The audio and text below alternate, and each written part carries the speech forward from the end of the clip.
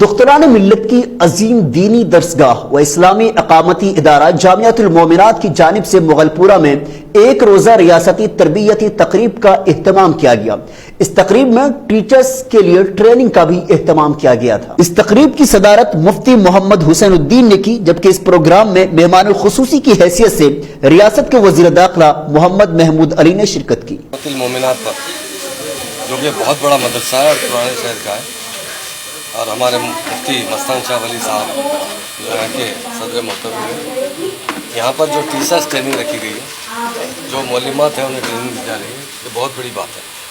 اکثر سرکاری جو بھی اسکولس کے ٹیچرس ہوتے ہیں انہیں ٹیچر ٹریننگ پروگرام کیا جاتا ہے، اور یہاں پر دینی مدرسے سے بچے جو لڑکیاں عالم فاضل کا کورس حاصل کیے ان کے لیے ایک ٹریننگ کورس رکھا گیا ہے، اور آج اس کا پہلا دن تھا اتنا ہوا، اس سے مجھے بھی بلایا گیا، میری جانب سے بہت مبارکباد دیتا ہوں، اور خاص طور سے